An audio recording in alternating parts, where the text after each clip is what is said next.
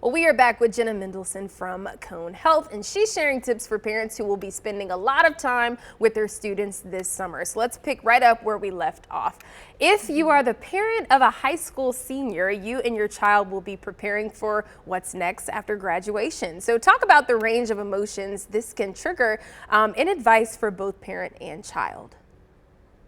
That summer after senior year can be a really emotional time in a lot of ways for both parents and children. While it can be a really exciting time, there can also be feelings of anxiety about the next chapter and sadness at closing out sort of their childhood and living at home with their family. So, anticipating a lot of emotions, some of which may be pretty intense, can help in making it through that transition and knowing that it is a transition and the intense emotions will pass. For young people who may be anxious about what's next in this new chapter, what advice do you have to help them? To anticipate that they may also feel anxiety. It's okay. It doesn't mean that they're not going to go have a wonderful time at college. And also to remember that this is the first of maybe many major life transitions that they're going to experience, and that experiencing this anxiety now and experiencing it working out will help kind of inoculate them for the next time that they're facing a major life transition. And parents might start feeling stress about their school-age children being home for the summer in a few weeks, balancing work, then childcare. What steps can parents start taking now to help make that a really smooth transition? Talking with kids in advance about what the summer is going to be like and making a bit of a plan with them, involving them in that process so they know what to expect.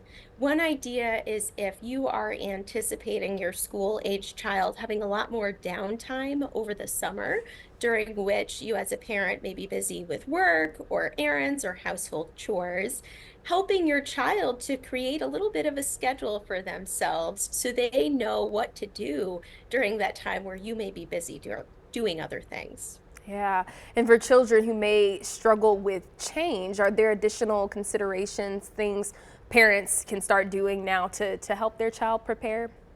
Certainly, maintaining some consistency can help a child cope with the bigger change of not having school over the summer. So, for example, consider maintaining extracurricular activities that they can participate in year round, planning play dates with classmates that maybe they otherwise wouldn't get to see over the summer, or even arranging for your child to attend a camp with a friend from school can help them adjust to that transition. We have so many different activities and different things during the summer happening right here in the Triad. Are there any activities that you might suggest for their children? Ooh, good question. Martial arts can be Oh, really fun for okay. kids. They're fun to do. They're great exercise, and they can help with self-regulation too, with that emotion regulation and impulsivity. So martial arts can be a great avenue to explore. Many kids enjoy dance or participating in a sport. So broadly speaking, following along with what your child's interests are, and the summer can be an opportunity for them to explore those interests a bit more deeply. Wow, martial arts. That's pretty awesome. Okay. Well, it's important that we all take care of our mental well-being year round. What options are available for children and adults? Well, certainly at LeBauer Behavioral Medicine, we have therapists who see people really across the lifespan, and it never hurts to talk to somebody. Generally speaking, I recommend establishing a routine for self-care, ideally before you reach a major transition, so that you have those habits in place to fall back to when other aspects of your life may change or cause you stress.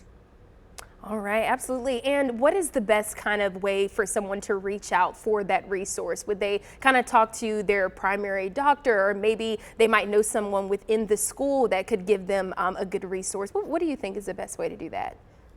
Speaking to a primary care physician is a wonderful option, especially since some insurance companies will require a referral from your primary care physician. Certainly, another option is calling your insurance company or going on your insurance company's website to find a local provider.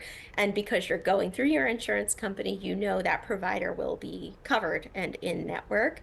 And of course, LeBauer Behavioral Medicine has a website that people can access freely. Absolutely. Well, you have about 45 seconds. Is there anything else that you'd like to say? Well, I think just broad takeaways would be to anticipate a change over the summer, and many people have difficulty with changes in various forms. So, preparing with some self-care in advance if you can, having conversations with your kids about what the change might look like so that you can establish those boundaries and expectations together, and just maintaining open lines of communication by being available to your kids. All right, really great advice there. If you missed any parts of our discussion, you can rewatch this segment by clicking on the To Your Wellbeing tab on our website.